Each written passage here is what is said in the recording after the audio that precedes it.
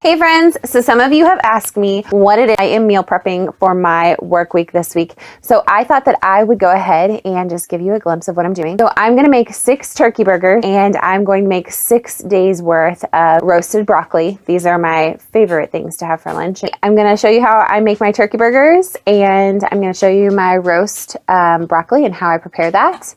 And we're going to call it good. I love to make sure that I have tinfoil on all my pans.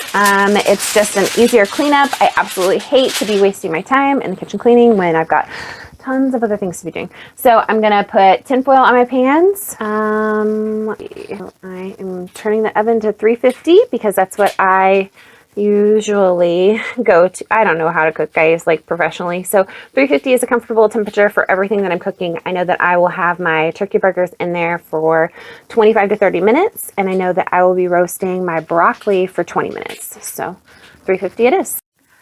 I am not going to lie, my favorite turkey burgers in the whole wide world have got to be Butterball. Like, I buy this from Sam's. It's a 12 pack. I'll show you guys really fast. These things are the best. Here are my turkey burgers. There are 6 of them, and now I'm just going to season them up for us. So my turkey burgers are seasoned up. My seasonings that I use are kickin' chicken, and that will be these turkey burgers right here.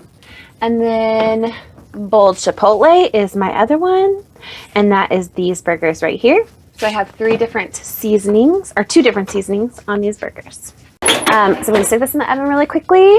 Then while this is actually doing its cooking, I'm going to start my vegetables.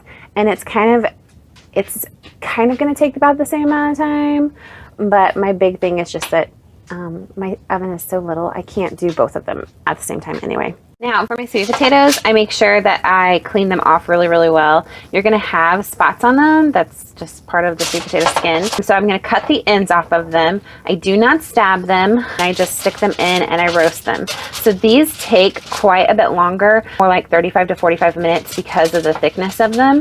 And you're going to hear them cry. The potatoes cry while they're being baked, but they're really, really tasty. So there are 3 of them because I normally cut them in half and I have half of one per meal. So there should be 6 meals out of this. Okay, so here's what they look like. But next I'm going to start using some olive oil on them, and I really just kind of rub it around all over them. I don't know that I have a way to show you. I will try to figure that out. If not, you'll just see them glistening when I'm finished. Yep, that's what sweet potatoes look like when they're covered in olive oil. So don't add any seasoning because I love the flavor of sweet potato bites. I'm going to stick those in the oven at 350 degrees for about 40 minutes. Okay friends, so I love to get the broccoli florets from our local Sam's Club here. This actually, it tells you, it gives you about 5½ crowns of broccoli. So I'm going to roast this up and divide it into 6 portions, and I'll show you how I do that in just a second. Okay, so I literally just toss the broccoli all on it. I like to make sure that the crowns are up, like the actual, the branchy parts are up, and I will cover them and, well, not cover them, but I will sprinkle some olive oil on everybody, and I will throw on my seasoning. And like I said, this is like my favorite seasoning to add to any of my roasted vegetables. So that is what is going to happen next. This is so much easier with 2 hands. I swear it doesn't take very long. It's really, really simple. Not everything gets turned up, but the big pieces mostly, and I'll show you the end results. All right, friends, so the broccoli is now ready for roasting. Everything finished, this is the final product.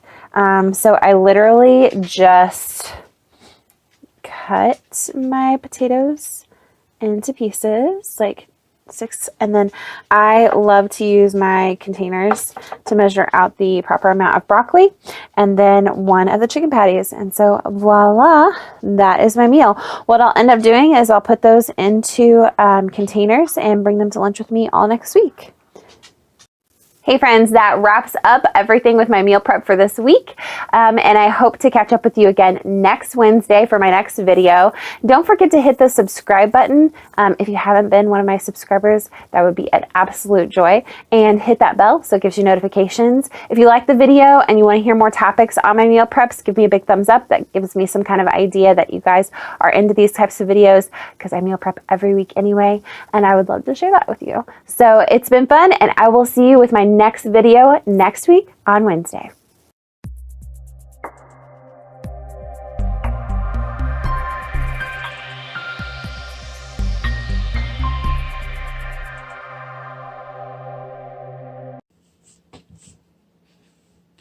There's my